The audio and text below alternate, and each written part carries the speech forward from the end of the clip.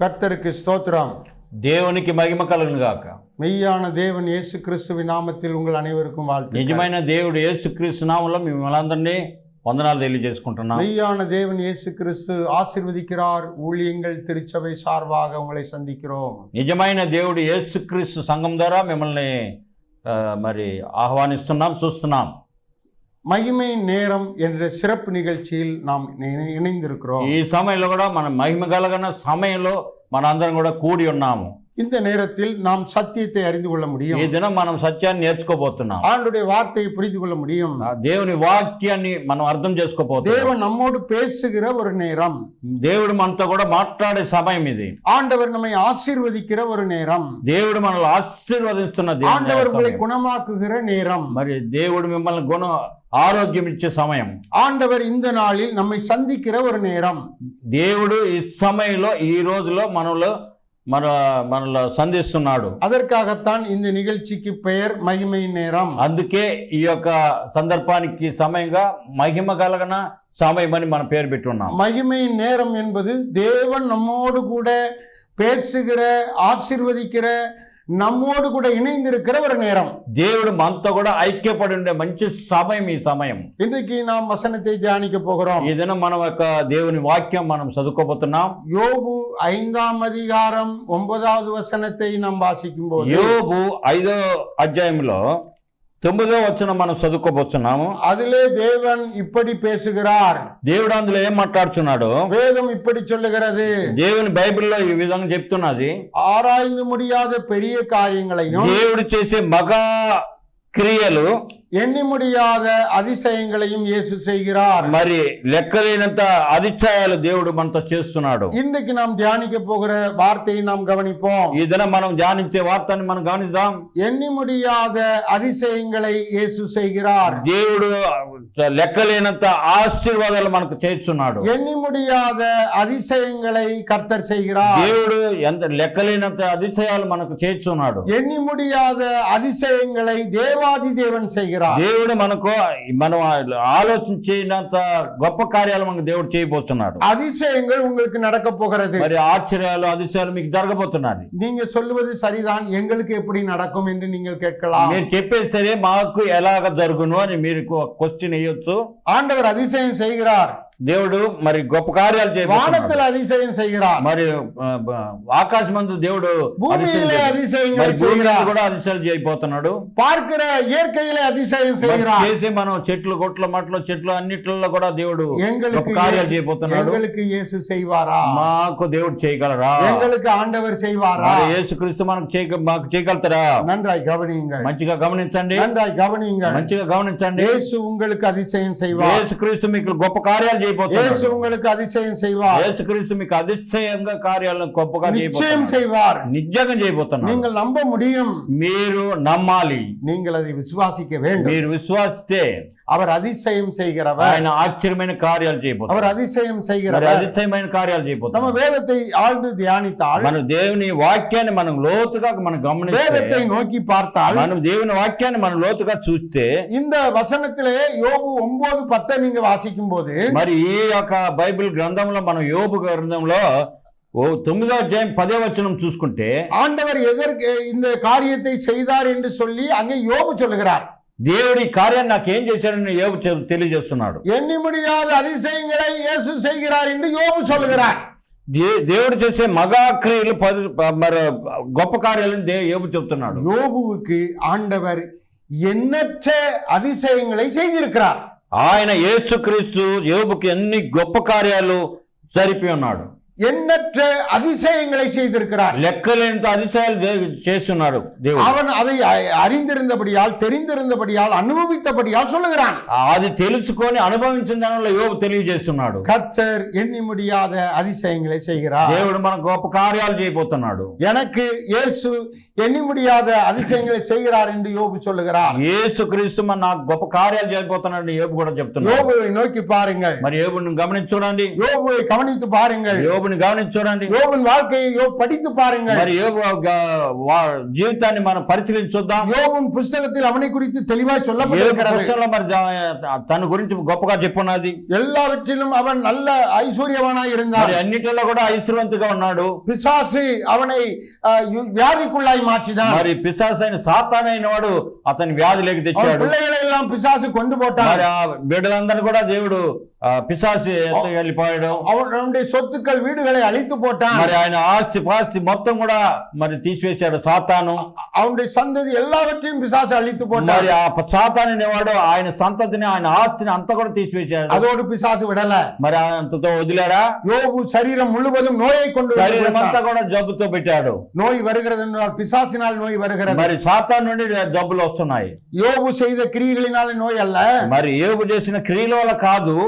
பிசாசு அவன் மேல நோயை கொடுத்தான். పిశాచ సాతానైన వాడు ఆయన ఒంటిలో జబ్బిచ్చాడు. அப்போ நம்மள பிசாசு நோய் வராமல், பிசாசினால் நமக்கு நோய் வராமல் இயேசு தடுக்க முடியும். మరి పిశాచ వల్ల మరి మనకు జబ్బు రాకుండా ఉండాలంటే దేవుడు మనకు గొప్ప కార్యాలు. நாங்க நல்ல சுகமா இருக்கிறோம். ఈ దినం మనం బాగా సుఖంగా ఉన్నాము. பிசாசு எங்களை நோய்க்கு ஒப்பு கொடுக்காமல், பிசாசின் இடத்துல ஒப்பு கொடுக்காமல் ஆண்டவர் எங்களை பாதுகாத்து வருகிறார். మరి పిశాచ అయిన వాడు మరి మనల్ని జబ్బులేనికి రానికుండా దేవుడైన వాడు గొప్పవారు మనకు జబ్బు రానికుండా చేస్తున్నాడు. மனிதர்களை మనుషుల్ని பிசாசு வியாதிக்குள்ளாய் மாற்றுகிறான்.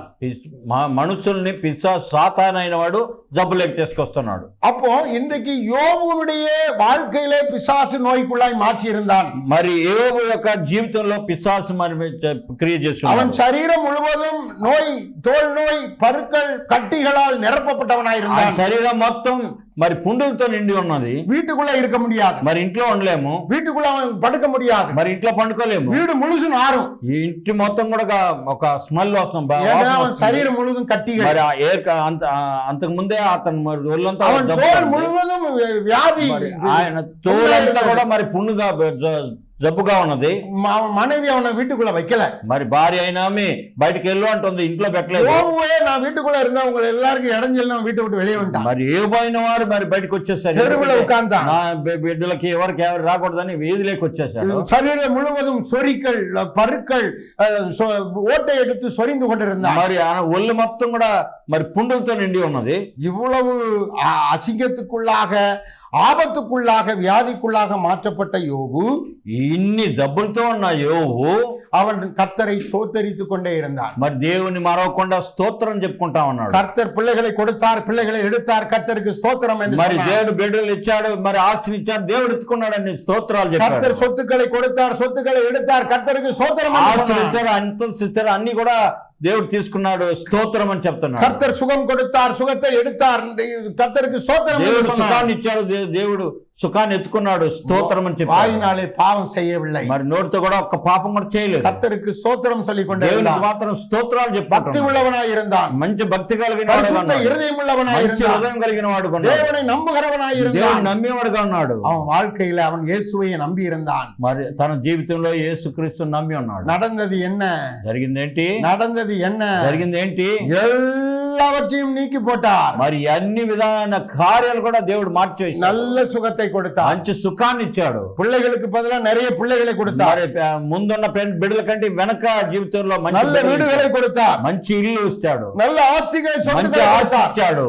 நல்ல பாதுகாப்பு கொடுத்தார். మంచిగా తనకు కాపుగా అంటే బంధకం చేసి మరి ఉన్నాడు. முன்னிருந்த நிலைமை விட பின்னிருந்த நிலைமை இரட்டிப்பான ஆசீர்வாதம். ముందు కంటే కూడా ఇప్పుడు యోబు రెండంతల ఆశీర్వాదం పొందాడు. ரெண்டு மடங்கு ஆசீர்வாதம். రెండంతల ఆశీర్వాదం పొందాడు. பிரியமானவர்களே, దేవుని బిడ్డలారా, யோபு அதை அனுபவித்து அவன் சொல்லுகிறான். యోబు అది అనుభవించి మనకు చెప్తున్నాడు. எண்ணி முடியாத அதிசயங்களை கர்த்தர் செய்கிறார். లెక్కలేంత ఆశ్చర్యమైన కార్యాలు దేవుడు నాకు எண்ணி முடியாத அதிசயங்களை கர்த்தர் செய்கிறார். లెక్కలేనంత ఆశ్చర్య కార్యాలు నాకు దేవుడు உங்களுக்கு చేశాడు. எண்ணி முடியாத அதிசயங்களை செய்வார். మీకు కూడా దేవుడు అతిశయం కార్యం உங்க చేయబోతున్నాడు. வாழ்க்கையில எண்ணி முடியாத அதிசயங்கள் మీ நடக்கும். జీవితంలో కూడా అనుకోనంత కార్యాలు, మంచి కార్యాలు நீங்கள் జరగబోతున్నాయి. நம்புங்கள் இயேசுவை. మీరు నమ్మినారంటే இயேசுவை துதியுங்கள்.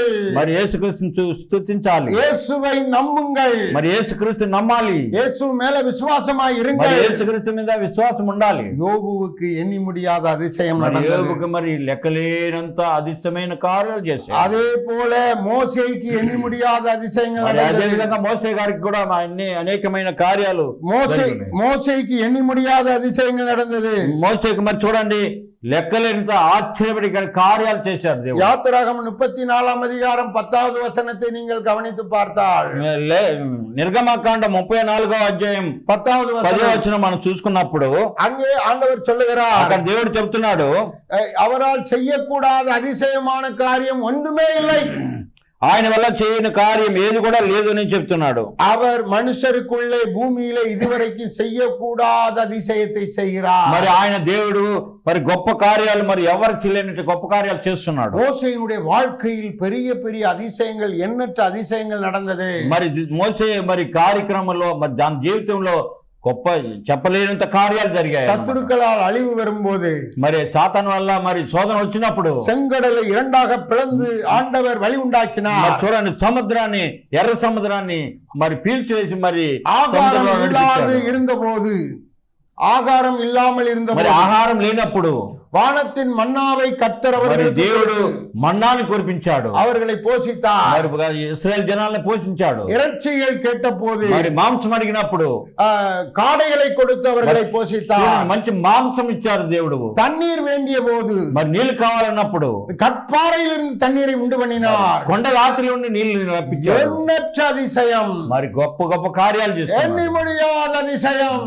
మరి మనం లెక్కలేనంత ఆశ్చర్యమైన కార్యాలు చేస్తున్నాం. மோசே வாழ்க்கையிலே நடந்தது. మోసే కార్యంలో జరిగి ఉన్నాయి. அதனால தான் பூமியிலே செய்யக்கூடாத அதிசயத்தை அவர் செய்தார் என்று మరి சொல்லி భూమిలో சொன்னார். దేవుడు చేయలేనటువంటి అతిశయమ కార్యం, గొప్ప కార్యాలు చేస్తున్నారు. எனக்கு அருமையானவர்களே, எனக்கு ప్రేమైనటువంటి சோர்ந்து వాళ్ళారా, போகாதிருங்கள். మీరు ఎప్పుడు కూడా సోలిపోవద్దు. தேவன் உங்களுக்கு ஒரு அதிசயம் దేవుడు செய்வார். మీకు గొప్ప కార్యాలు చేయబోతున్నాడు.